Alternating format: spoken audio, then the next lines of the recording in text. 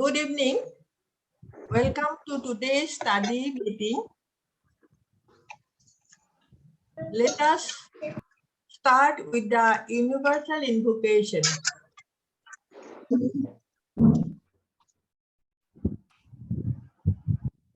O hidden light, vibrant in every atom. O hidden light, shining in every creature. O hidden love, embracing all in oneness. May each who feels himself as one with thee know he is also one with every other. A few minutes silence, please.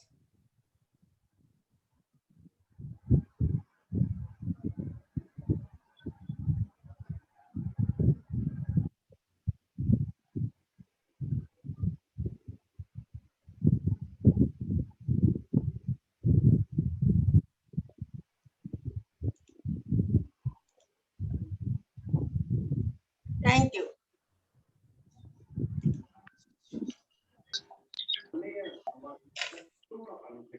Brothers and sisters, we all know today's subject is Mahatma letters to AP Senate.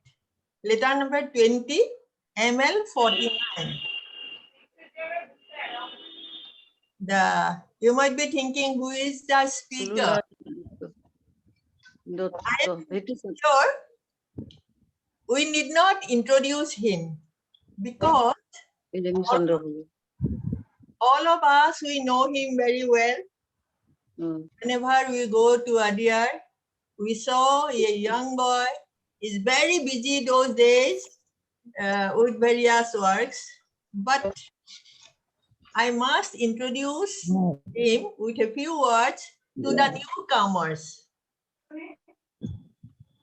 He is none other than Brother SHIKHAR AGNIHOTRI. Introduction.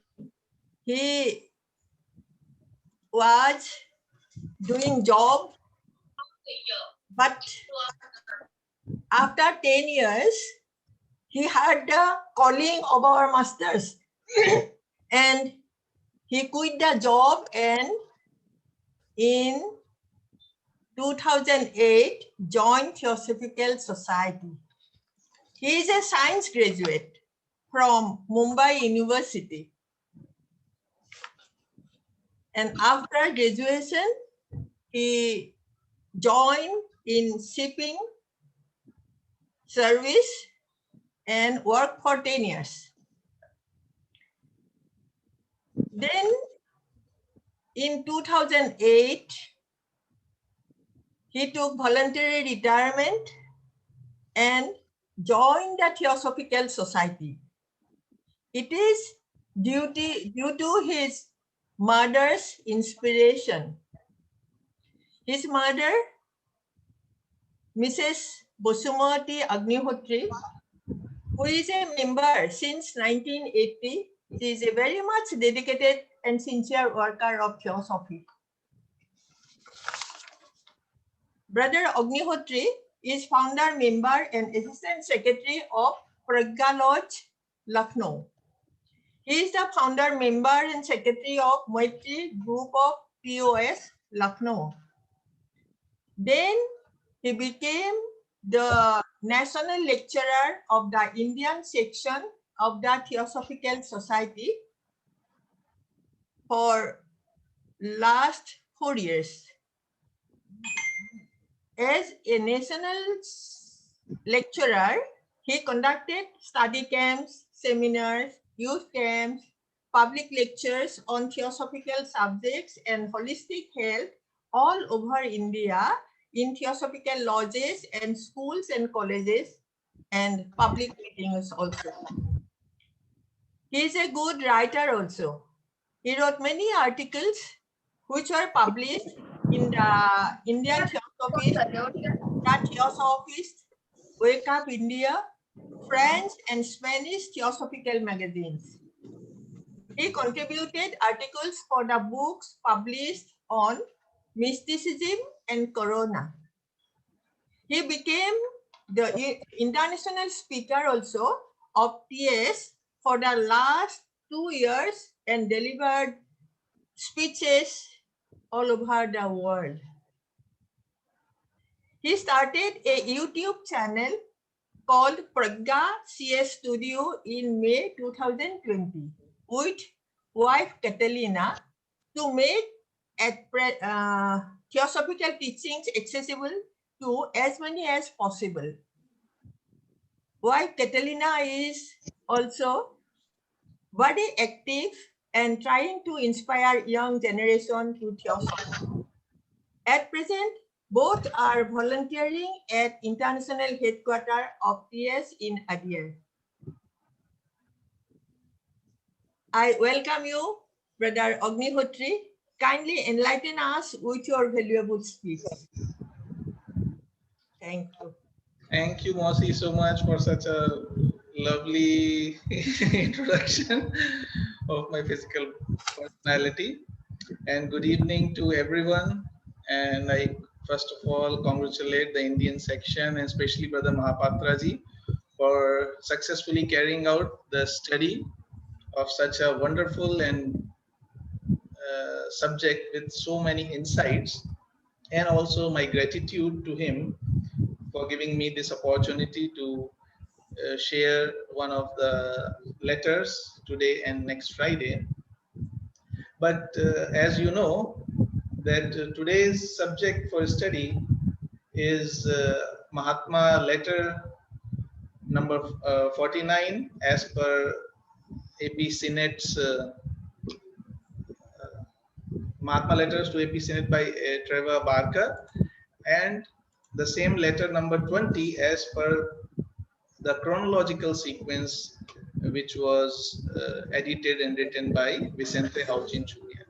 So this letter actually was received on 5th August 1881 from Master KH, and this was received at Ambala on the way to Shimla, where Senate was going to have a meeting with Mr. A.O. Hume, about which we will talk later.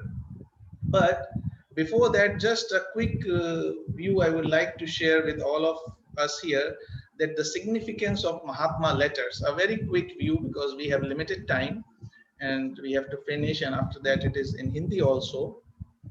So because Mahatma letters was one of the first books that I also started reading in theosophical literature, because it gives us a first-hand information from an adept's point of view of what is required from us to be done on this path of spirituality. And secondly, because these statements coming from such high spiritual source are so charged and full of energy, so full of inspiration and love, that I think everyone who ever reads them with devotion and sincerity is bound to feel that strength within. It is as if these letters are talking to you whenever you open them. And thirdly, because these letters were not just written for one person, that we will come to see in this coming up letter only. Just like any universal scripture, these letters, if read,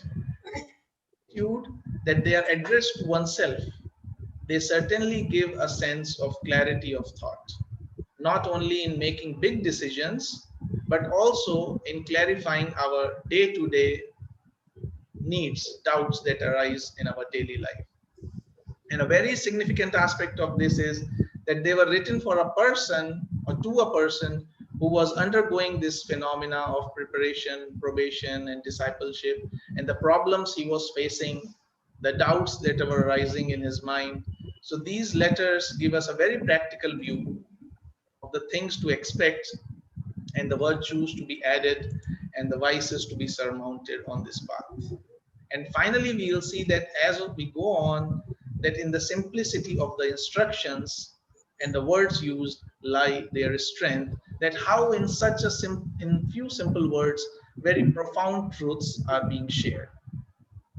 The next thing is that I want to say that Mahatma letters we have to read them with a very different context, because they include a different types of information. There is historical information which is to be read in reference.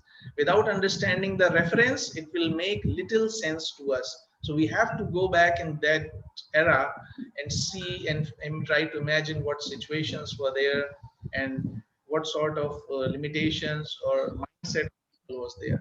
There are letters which contain theoretical, spiritual, purely or occult information like rounds and races and constitution of human being. There is practical, spiritual, and occultism also, which an aspirant needs to follow when he's walking in a spiritual path, challenges, the problems, and its solutions. And it helps in clearing our understanding of the spiritual path.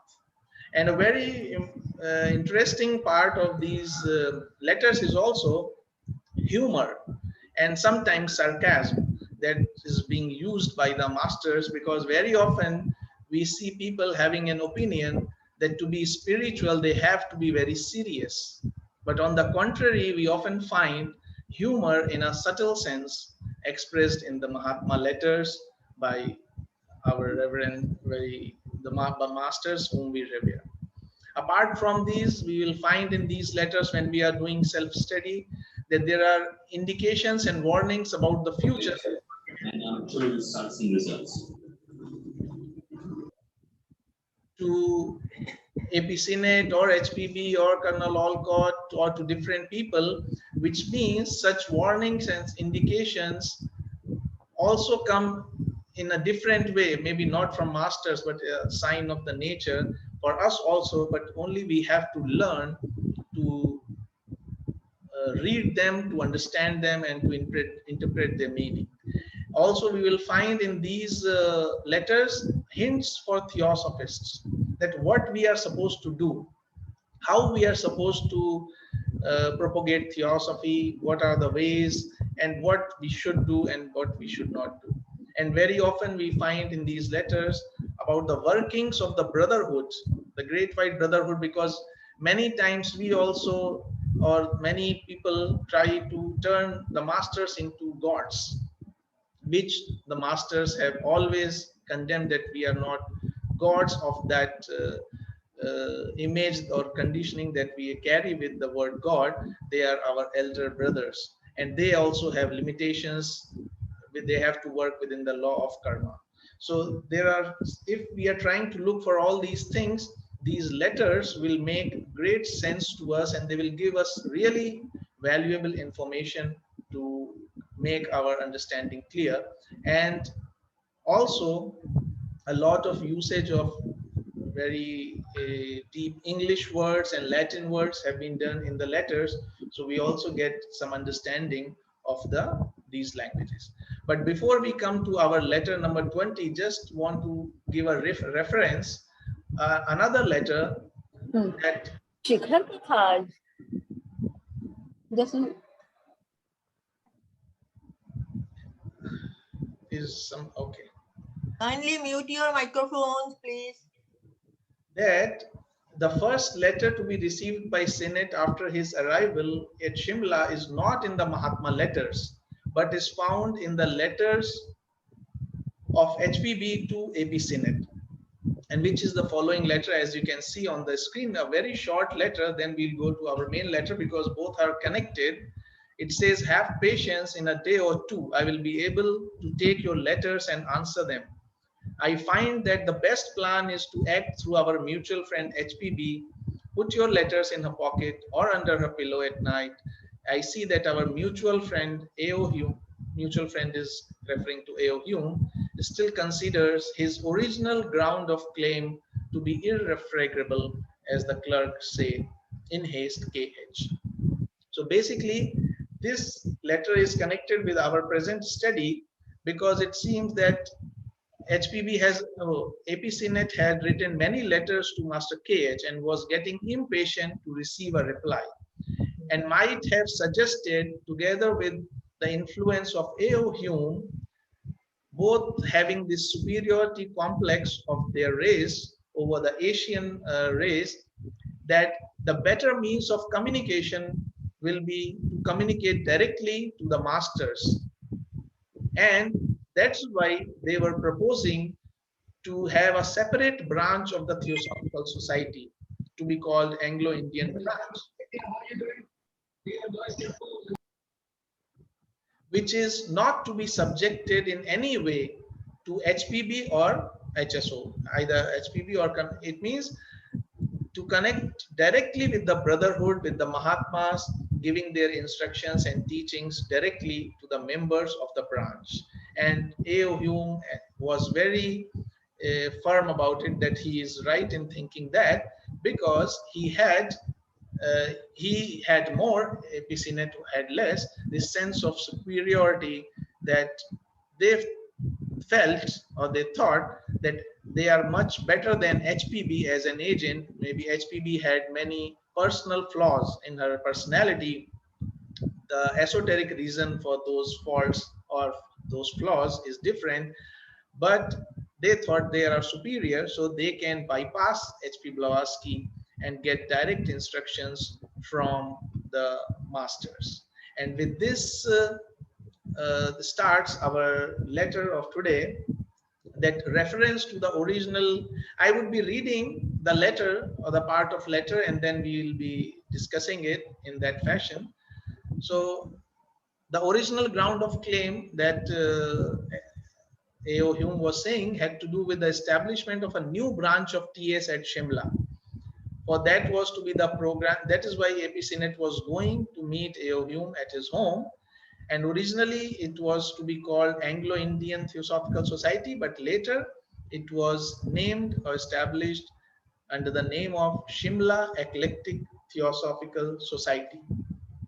And as finally organized, its objects were to support and countenance the theosophical movement by demonstrating to the native community that many Europeans respect, sympathize, and are desirous of promoting it. This is very important to understand. If we go back to 1881, that in India was under the colonization of the British. So it was like a natural relationship of hate between the two races or between the two nationalities. So the purpose, one of the objects of Shimla Eclectic Theosophical Society was to take a different direction and say that no, not everybody is antagonistic or opposed to Indian natives or Indian culture. There are many Europeans who respect and sympathize and desirous of promoting it. So there will be a build up of mutual trust between the Indian natives and the British people who were in India at that time. And the second object was to obtain the assistance, through the assistance of the adept brothers of the first section.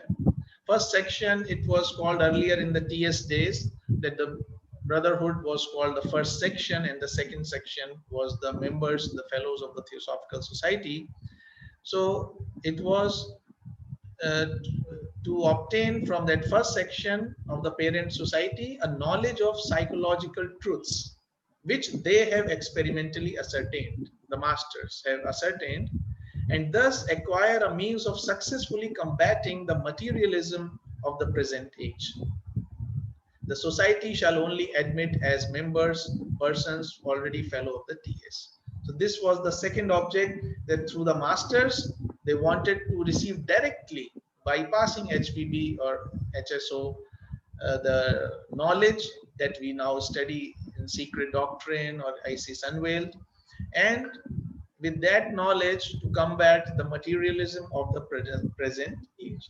That was the object of this Shimla Eclectic Theosophical Society.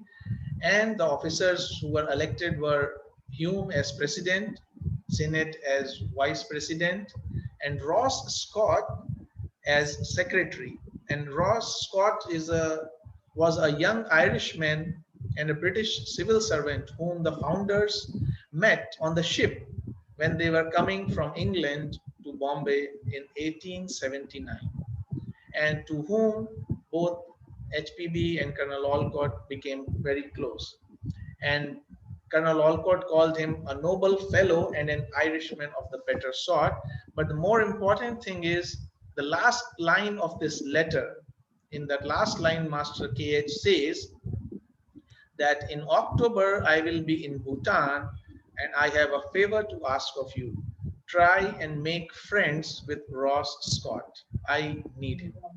So this is a very clear indication from time to time that masters were letting APCNet or know, or others also know, that so and so person is going to be very useful in propagating the theosophical movement. So we have to become closer to them. And this gives us a very important point in the present scenario, that oftentimes in the Theosophical Society we have become like a closed group, and we think that making friends with someone to propagate theosophy may sound like a selfish objective, but no. If if our heart is pure and our aim is noble, then for the propagation of these teachings, if we can, if we have resources, we have contacts whom we think will be beneficial in taking theosophy in a very large perspective, we must definitely try to do that. And even if they are not our contacts right now, we should try to approach such people who may be sympathetic to our cause, so that their resources can be used for the propagation of the principles what we believe is to be the truth, and which is for helping humankind to elevate their consciousness. So this gives us that idea. Now coming to the letter, it's Master KH is writing, just home, received more letters than I care to answer. Yours expected. Having nothing particular to say, I will simply attend to your questions. A task which may seem an easy one, but is not so in reality, if we but remember that similar in that to be the deity described in Upanishad, so Chro.Mahatma bahusyam prajayeti. They love to be many and to multiply. Basically, when Master KH has just returned home and he has seen so many letters, it means APCNet or HPB were not the only ones from whom he was receiving letters, or such masters receive letters. It means it's not only through us, not only through Theosophical Society that they work. They work from through anyone and everyone or any organization which is best suited for that particular project. So as he writes that he has received many letters, and he has made a very light humor also regarding the APCNet's questions, and he has given an example of Taittiriya Upanishad, chapter 2, Brahmandvalli, which says, Sokya Mata Bhusyam Prajayeti, that when Brahma thought, may I be many. So we can see the humor that Master KH is using in this form, very subtle humor, trying to even joke that your questions are so many and they love to multiply one after the other, just like the Brahman thought that I am one, may I be many. But at the same time, also the master assures APCNet that at any rate, thirst for knowledge was never regarded as a sin, and you will always find me prompt to answer such queries that can be answered. And as always in ancient wisdom, if we ancient Indian tradition or Eastern tradition, we say query, inquisitiveness, and questioning. Question and answer is the way to go ahead. Not that in many monotheistic religions that this is one book, one God, you have to believe this, and if you put question, it is a sin. That's what he is trying to say here. Thirst for knowledge was as a sin, which many priesthood or priests around the world has made it, that if you question the scripture, it is a sin. And certainly then he says but also he's saying only to the extent that can be answered, because he is also bounded by the laws of the brotherhood. And then he is saying, I am of the opinion that since our correspondence was established for the good of the many, this is very important. So it was not just written for AP Senate, as we were just discussing, that these letters were not just written for AP Senate. It was for the good of many. And how? Because a lot of challenges were there, which was named as brutal materialism and degrading superstition. But the important factor was how to address those issues, because there was no language set up. So to address those issues, the science or superstition behind, without terminology, it would have been very difficult. And today we see how the theosophical terminology has interpreted in the world literature, and to a great extent that is a very great offering of TS to the world. But how to do it, that master is suggesting to Epicenet that these letters would be very less useful. The world, unless you do recast the teachings and ideas contained therein in the form of an essay, not only on the occult physical view of creation, but upon every other question. That is again a message for us in this time, that it is not just enough for us to read a book and contemplate on it. We have to go a step further. We have to use the contemporary language. We have to use the contemporary examples, write articles, give lectures, or conduct studies, or just share one-to-one in simple language. So all the teachings, all the things that we are studying in theosophy, then only it will be profitable. If we read everything, study everything, and keep it to ourselves, then it will be of no use. So it is a very great hint to all the theosophists that how to find new ways to take theosophy, to make theosophy accessible, and to take it to as many people as possible in the most simplified way as possible. And then he says, the sooner you begin your future book, the better. For who can answer for unexpected incidents? Our correspondence may break off suddenly. So at this point of time, this letter was in August 81. AP Senate had already written the first book, The Occult World First Edition, which was already published. But what he was mentioning was the Occult World Second Edition, which he wrote in 1882, and then the Esoteric Buddhism book that he wrote based on the letters in 1883. So, and also this thought of the master that who knows, our correspondence may break off suddenly. And to very interestingly, if we see the letters, just around the end of September, this letter was received in August, and end of September, Master KH had to leave for about 3 months for his retreat. And he left around end of September. So he was telling him to make most of this time and the coming time to write a book. And he's saying the obstacle coming from those who know best, their mind, as you know, is a sealed book for many of us, and which no amount of art magic can break open.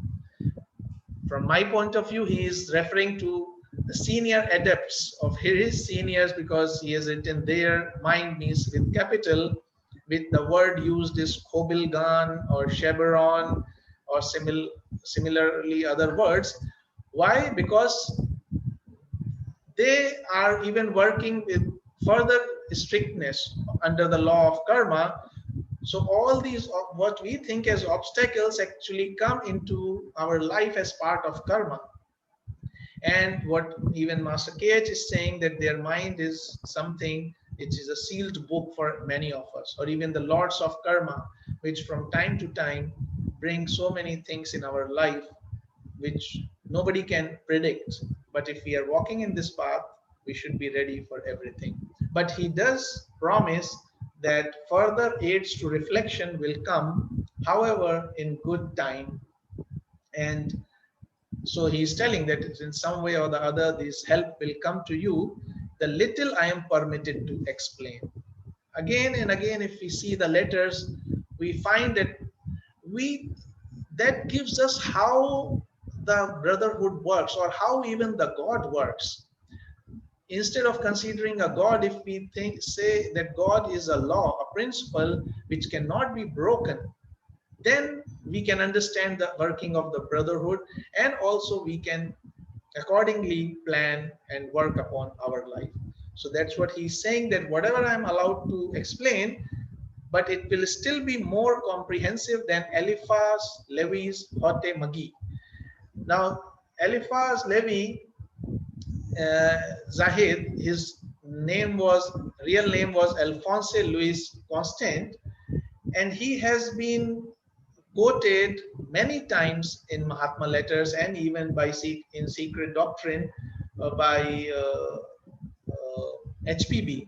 So he's a very he was a French esotericist, a poet, and author of more than 20 books about magic, alchemy, and occultism. And he was considered the most influential occultist of the 19th century.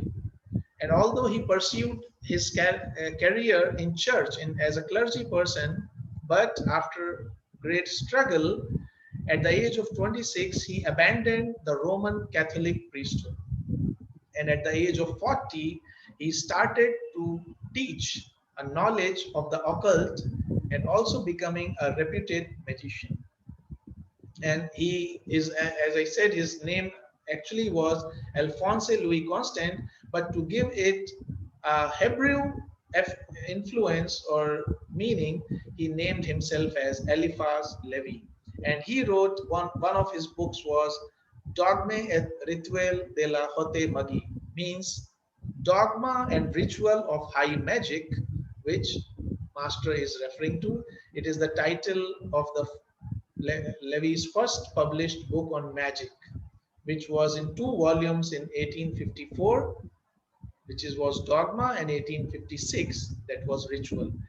And why he has been quoted so many times in Mahatma letters and by HPV is because he also rejects the views that magic or religion is inherently irrational and science is superior to religion or magic. Instead, he says, or he posts magic, just like HVB, as an esoteric science. Magic, we are not using the term as we use in day-to-day term, but in the sense that HPB has used it. And he suggests that Hermeticism could be adopted to find the underlying truth behind all magical systems. So that there is a magical system or study behind which there is a lot of truth scattered, and that can be accessed. But Master is saying that no wonder you find it cloudy, for it was never meant for the uninitiated reader. Because what he has written was not for a common person to understand, because it is full of symbology, full of allegories, which until and unless we have the key to open it, we cannot understand its meaning. And why was it? Because Eliphas studied from the Rosicrucian MSS, that is Rosicrucian manuscripts, which are only 3 copies left in Europe. And what is the speciality of this Rosicrucian manuscript was that the founder of Rosicrucian fraternity, as you can see, was Christian Rosencreutz, or Christian Rose Cross. He is the legendary, possibly allegorical founder of Rosicrucian order, and he was a doctor who discovered and learned esoteric wisdom on a pilgrimage to the Middle East. Some people say it is a myth, it is a story, but later we will find that even Master is saying it is the truth, that he came to Middle East among Turkish, Arab, and Persian saints, possibly Sufi or Zoroastrian masters in around 15th century, and returned and founded the Brotherhood of Rose and Cross. with himself as the head of the order. And under his direction, a temple was built, which was called the house of the Holy Spirit. But he, in those days when the Christianity was carrying out inquisitions in anybody who is not following it, they were like killing them all. So to prevent his followers and himself and his teachings from this clerical revenge, what he did, as Master says, he, upon his return from Asia, dressed them up in a semi-Christian garb, that is something similar to Christian outside like covering, but inside was the real teaching. We can call exoteric and exoteric, as a shield for his pupils against clerical revenge. One must have the key to it, and the key is a science per se. So basically, to prevent, protect himself and his, as we see, that many times, okay, not of course in India we may not be familiar with this, but in, as I said, in monotheistic theistic religions, if you don't believe in certain teachings or principles, in earlier days you can be crucified on the reason for blasphemy or something else. So that's why he covered his teachings in symbols and allegories, and to understand that there is a key. And what is the key? That is, key is a science which is symbology, as HPB writes in her collected writings, that without the help of symbology, with its 7 departments of which the moderns know nothing, no ancient scripture can ever be correctly understood. Symbology must be studied from every one of its aspects, because each nation has its own peculiar method of expression. And she further says that it is maintained that India is the only country in the world which still has among her sons adepts who have the knowledge of all the 7 subsystems and the key to the entire system. So that was how we need to understand these scriptures. And later on he says that Rosencreutz, that's why only taught orally, nothing written was available. And Saint Germain, on the other hand, recorded his good doctrines in figures, and his only coded manuscript remained with his friend and patron, benevolent German prince, which is Prince Charles of Hesse-Kassel, as we can see in the slide, from whose house and in whose presence Saint Germain made his last exit, meant he left his body and returned home. Failure, dead failure. Why Master is saying that effort was failure? Because in case of Mesmer, which we'll come to later, it was Saint Germain who supervised the development of events, and later Cagliostro was commissioned to help. But having made series of mistakes, more or less fatal, he was recalled. So it is not always that the experiment carried out by the Brotherhood or the Masters is all the time successful. They also have to keep trying, which they keep telling us also. So then, speaking of figures and numbers, Eliphas addressed those who know something of the Pythagorean doctrine, and some of them do sum up all philosophy and include all doctrines. And Master is saying that these numbers and figures were understood by many people, and even Isaac Newton understood them well, but he withheld his knowledge very prudently for his own reputation, because again, clerical revenge, if he comes out openly and says these things, maybe his reputation as a scientist will be gone, and again he will be the target of clerical revenge. But very unfortunately, what he says for the writers of Saturday Review and its contemporary, Saturday Review and other journals and newspapers at that time were writing so much against Theosophical Society that Mahatmas and even HPB had to continuously on their lookout how to counter all these claims. And that's why Master is saying that he does not like their journal Saturday Review, because however talented from a literary point of view, a paper which gives vent to such dogmatic and unprogressive ideas as the one I came across in it lately ought to lose caste among its more liberal conference. Means no matter how good a article is or point of from literary point of view, but it is if it is dogmatic and unprogressive, then it is not of much use. And why he said that? Because the review said that scientific men are not good observers at the exhibition of magic, spiritism, and other 9-day wonders. 9-day wonders means something or someone that creates short-lived sensation. Like these days, some viral video goes viral. Person becomes famous for a couple of days or weeks, and then they go again in the shadow, something like that. What this journal was saying, that these scientists observers should think that knowing as well, they do the limits of the natural, that they think that they know everything, and then they should go to such exhibitions of magic, that whatever they are saying is not possible, and then try to look for the fault in them, which is completely opposite to the scientific approach. The scientific approach is that if something is being done, then you should try to look for all the possible reasons to find the causes and the reasons of it, not start with the thing that this is not right and how to find the fault with it. That is really not the scientific approach.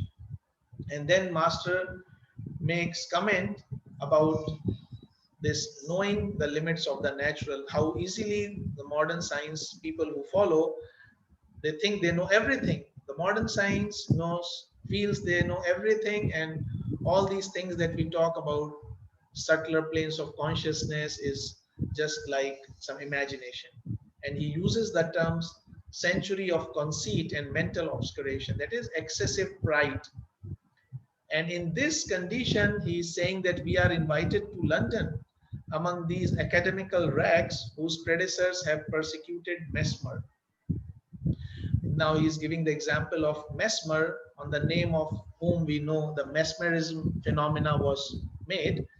And he's saying that these people who are just some academics, they are inviting us who could not even handle Mesmer, and they labeled him as a fake person, or who is spreading lies, and nothing of mesmerism or something like that exists. And not just him, also they branded Saint Germain as an impostor. That's why everything is secret for them until now in nature. And about man or about human being, they know nothing except the skeleton and the form.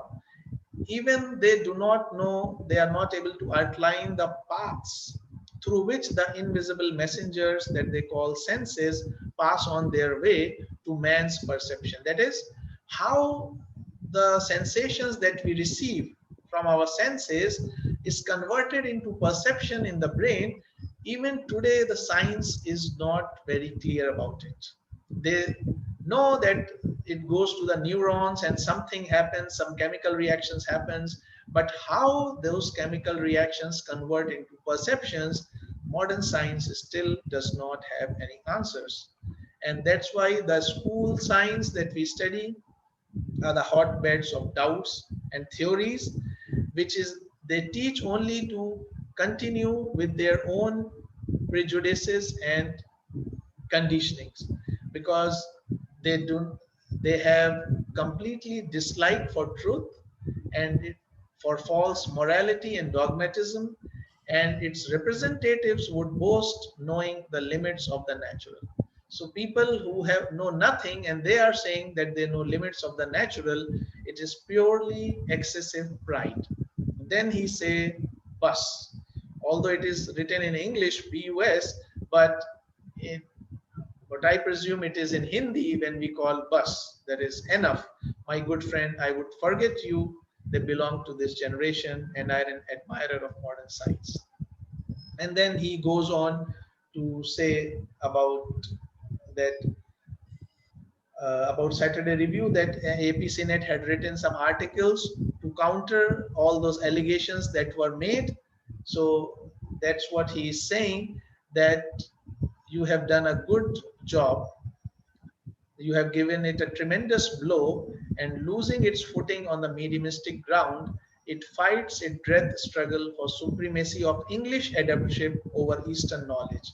Because there was one person, a correspondent, who from by the name of JK, not Jiddu Krishnamurti as we know, he used the name JK. He used to say that he has been guided by another adept, senior adept, and he himself is an adept.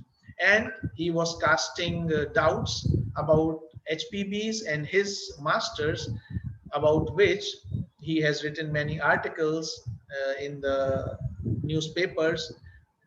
And that's what Mahatma KH is saying, that yes, he is certainly a dangerous enemy. But at the same time, he again uses the sarcasm or humor that I am afraid our bodhisattvas will have to confess someday their profound ignorance before his mighty learning. That, of course, this person knows nothing about anything, and in a way he's saying that, but still he's saying he's a dangerous enemy. And then he counteracts his allegations that real adepts like Gautam Buddha or Jesus Christ did not hide in silence. They come out and they teach that what Buddha did. And on the basis of that, he is asking that where did that Cockney adept learn his Buddhism, I wonder.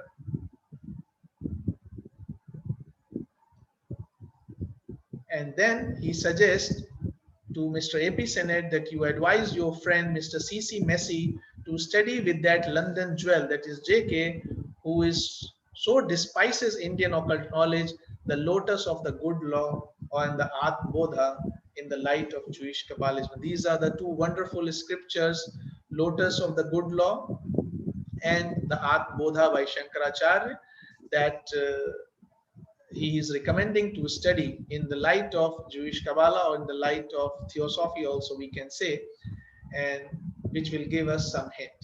And he is not at all annoyed. Might be AP Senate might have asked in his questions that if Master KH became annoyed, but he says no, I did not got annoyed. But yes, when I shared this news with my senior adept Maha Chauhan or the Kobilgan, he laughed till the tears streamed down his old cheeks. I wish I could. He is saying that if it was possible, I also wanted to laugh, but I could not.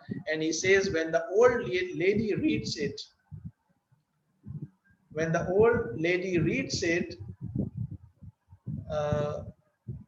there will be a cheddar or two damaged at Shimla. That is describing HPB's nature, that she will be so stressed out that due to her stress, there will be a couple of trees damaged at Shimla when she hears that.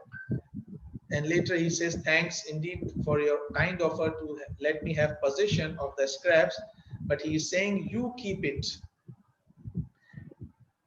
You keep it because it will prove useful to you in the future.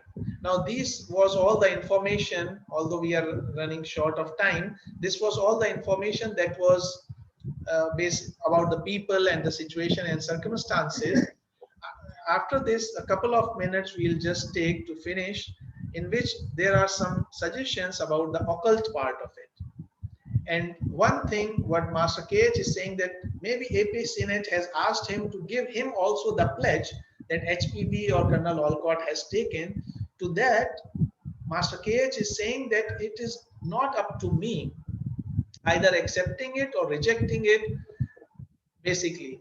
Why? Because it is very unprecedented to give that kind of pledge to an outsider of our own particular form of oath. And no other oath would hold good in my superior's opinion, that is the senior adepts, that this is the only oath. And what is that oath? That we also know about HPB, that whenever such initiates after training in the monasteries come out in the world, one of their principles, one of the 7 principles is kept in the monastery itself.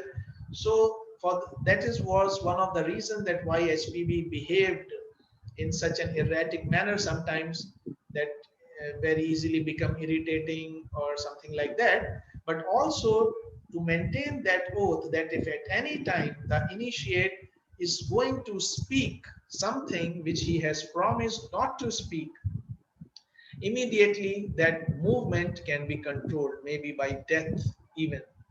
That's what was the logic of that, that if at any point we break the oath, the person would die. So that's what he was saying. And why he is not recommending that pledge for Senate? Because when he advocated for Senate in front of the adepts, the senior adept showed him one statement, what Master KH tells here. If you can see that twice, he said twice you have used that statement which was recorded in the Akashic record and was shown to me when I was talking on your behalf to my senior adepts, that I am a member of the Theosophical Society but in no way a Theosophist, which means that's what his real feeling was, and that's why he was not to be given that pledge.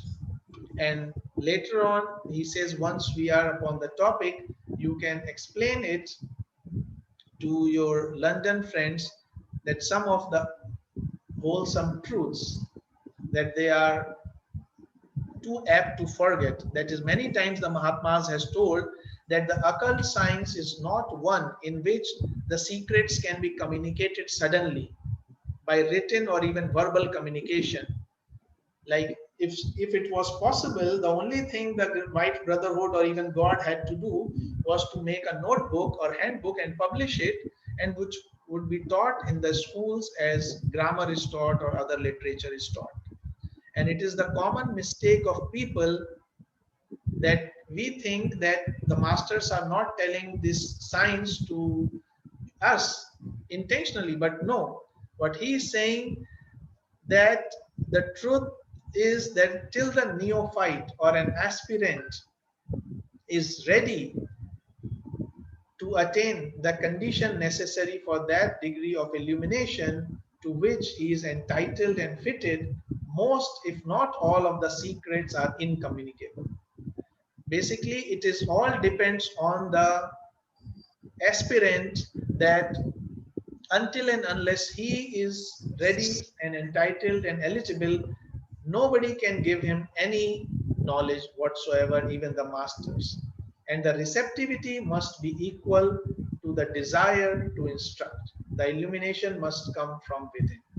So basically saying the aspirant should be as eager and as ready to receive as much as the master is willing to teach, and that illumination will come from within. And until then, no matter what we do chanting, we do any lectures or discussions or any austerity or any sacrifice, nothing of that will help. All these are but means to an end. And all we can do is to direct the use of such means as have been empirically found by the experience of ages to conduce the required object. And this was and has been no secret for thousands of years. So basically he's saying that all these things have been there out in the public domain for thousands of years, and all these things are required for the aspirant to prepare himself so that the further knowledge can be given. These fasting, meditation, chastity of thought, word and deed, silence for certain periods of time to enable nature to herself to speak to him, who comes to her for information, government of animal passions and impulses, utter unselfishness of intention, and the use of certain incense and fumigations for physiological purposes have been published as the means since the days of Plato and Iamblichus in the West, and since the far earlier times of our Indian rishis. So these have been there in public domain. So once only we follow them, then we will reach a certain point in consciousness that then the masters directly or indirectly will automatically give us that further step, that is further knowledge that we need to take the further step. And I have taken a lot of time. I apologize for that. And with this, I come to stop. Thank you for this opportunity. Thank you. Thank you, Shikharji. It's your speech is really it's brilliant, illuminating, mind-blowing. And your the methodology you apply is very effective. Thank you. Thank you very much. Time is very short. Anyway, now I request Sister Meenakshi to summarize the speech. Sister Meenakshi, are you ready? Sister Meenakshi, yes.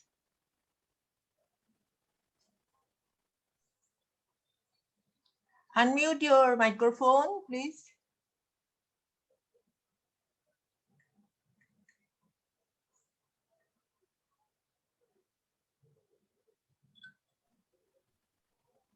Yes, start. Namaste. Namaste. Thank you, brother. Thank you, sister. आज हम महात्मा letter number 49 ले रहे हैं, जो कि master KH AP senate को लिखते हैं 5 अगस्त 1881। इस पत्र के कुछ महत्वपूर्ण पॉइंट्स इस प्रकार है। मास्टर सीनेट से कहते हैं कि आपके प्रश्नों का उत्तर देना यह कोई आसान कार्य नहीं।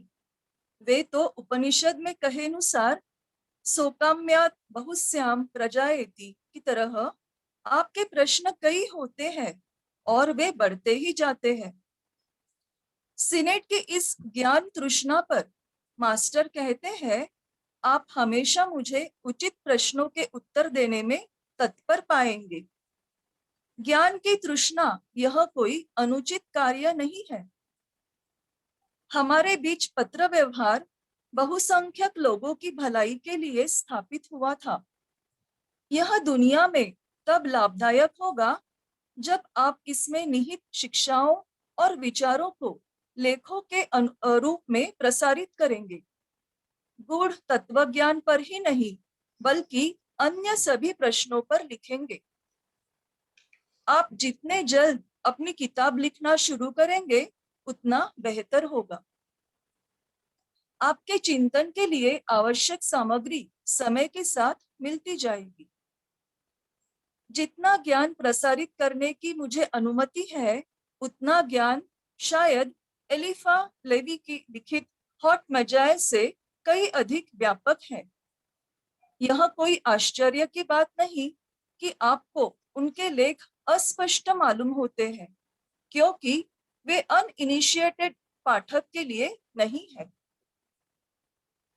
एलिफास प्रोसिक्रूशियन मैन्युस्क्रिप्ट से अध्ययन किया करते थे, जिसकी अभी यूरोप में सिर्फ 3 कॉपीज बची है। इनमें हमारे पौर्वात्य सिद्धांतों को दर्शाया गया है। रोसेनक्रांज ने एशिया से वापस लौटने पर इन शिक्षाओं को अंशतः क्रिस्ती रूप में ढाल दिया, जिससे कि उनके शिष्यों की उस समय के क्रिस्ती धर्मगुरुओं के विरोध से रक्षा हो। इस ज्ञान के बोध की कुंजी होनी आवश्यक है, और वह कुंजी वास्तव में एक विज्ञान है। रोसेनक्रांज ने यह ज्ञान मौखिक रूप से दिया।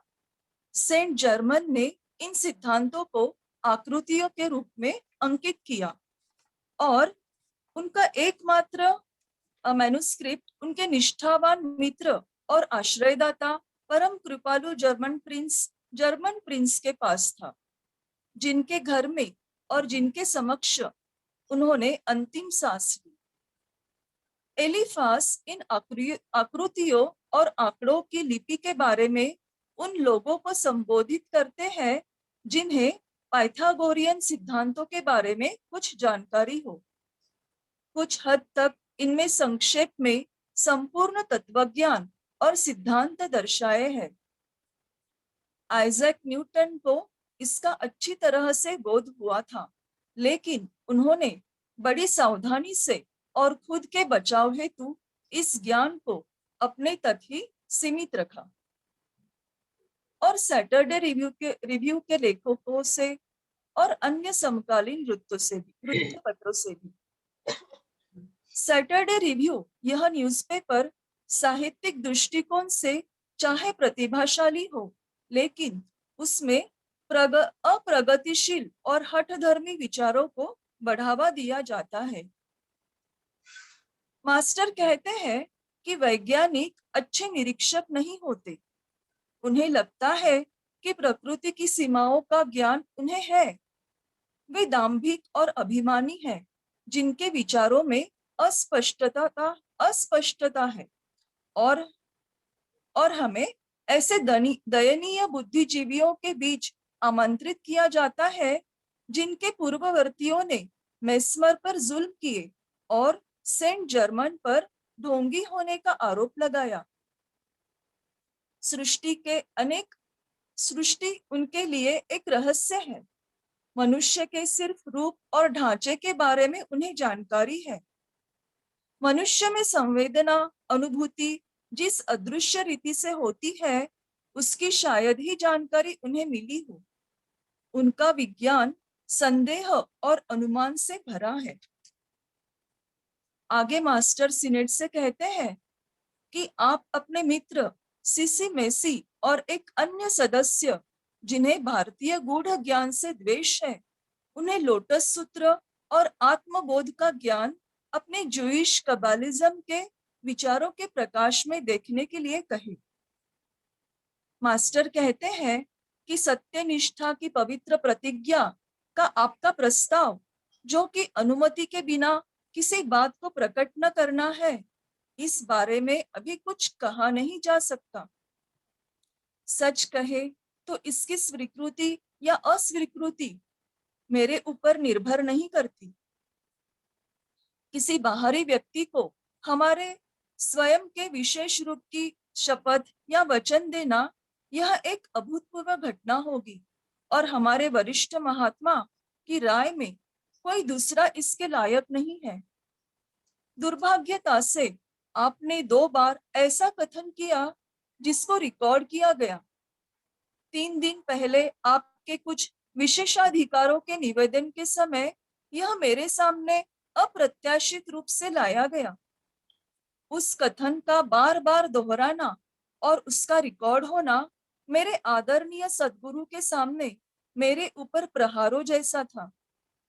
आपके शिमला में कहे गए वाक्य कि मैं थियोसॉफिकल सोसाइटी का मेंबर हूँ, लेकिन किसी भी तरह से एक थियोसॉफिस्ट नहीं, यह मेरे लिए एक निष्ठुरता युक्त संस्मरण है। हमें अब धीमी गति से मार्गक्रमण करना होगा जैसे कि पहले था, या उसे स्थगित करना होगा। मास्टर कहते हैं कि मैं चाहता हूं कि आप अपने लंदन के मित्रों पर कुछ हितकारी सत्य अंकित करें, जिसे चाहे जितनी बार दोहराया जाए वे अक्सर भूल जाते हैं। गूढ़ विज्ञान वह नहीं जिसमें रहस्यों को मौखिक रूप से या लिखित रूप से अकस्मात संचारित किया जा सके। यदि ऐसा है तो स्कूल्स में सिखाए जाने वाले व्याकरण की तरह हमने भी एक हैंडबुक प्रकाशित की होती। यह लोगों में प्रचलित धारणा है कि हम स्वेच्छा से अपने आप को और अपनी शक्तियों को रहस्यमय रीति से छिपाते हैं, कि हम अपने ज्ञान को अपने पास ही रखना चाहते हैं और जानबूझकर अपने मर्जी से इसे प्रकट होने नहीं देते। सच्चाई यह है कि जब तक आकांक्षी अंतः प्रेरणा के लिए आवश्यक स्थिति के स्तर को प्राप्त नहीं करता, उसके लिए अधिकांश ज्ञान अनाकलनीय रहेगा। ग्रहणशीलता निर्देश देने की इच्छा के समान रूप में होनी चाहिए। ज्ञान बोध का प्रकाश भीतर से होना चाहिए। यह न तो मंत्र तंत्र या आध्यात्मिक प्रवचनों से और न ही कठोर तप द्वारा प्राप्त होता है। उपवास, ध्यान, विचार, वाणी और वर्तन में शुद्धता, कुछ अवकाश के लिए मौन रखना, जिससे प्रकृति स्वयं अपने राज खोलेगी जिसकी वह चाह रखता हो। पशु गुण और आवेग पर नियंत्रण, उद्देश्यों में निस्वार्थता और शरीर के लिए धूप और धुनी का उपयोग, यह सब पश्चिम में प्लेटो और लैम्बेलिकस और पुरातन भारतीय ऋषियों में प्रचलित था। धन्यवाद। नमस्ते। बहुत बहुत धन्यवाद मीनाक्षी जी. You have summarized in Hindi very nicely. Thank you once again. Thank you. Time is already over. Still, I request you had made it so easy. You have actually a question comes to our mind. What's the use of reading these letters and all? You have nicely mentioned the significance and context of the letter. 7 points you have mentioned very nicely.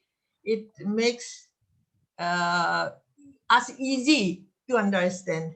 So thank you very much. Masters will surely bless you. Thank you, Shikharji. Thank you very much. Thank you for your blessings and love. Now, thank you all. Thank you, Shikharji. You have given the photos of all those concerned people during your talk. Yes, yes. It was very nice, very nice. We are very much pleased. Yeah. Thank you.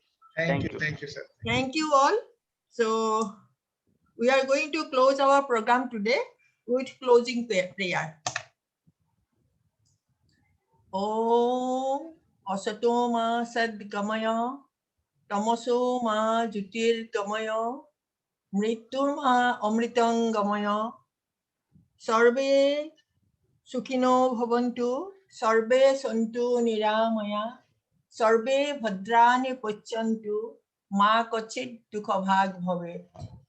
Om Shanti Shanti Shanti. Thank you all once again. So now I hand over the microphone to Brother Mahapatraji with hearty gratitude for giving me this opportunity this evening. Thank you, sir. Thank you for your role you have played today. These words, Shikharji, thank you to you also.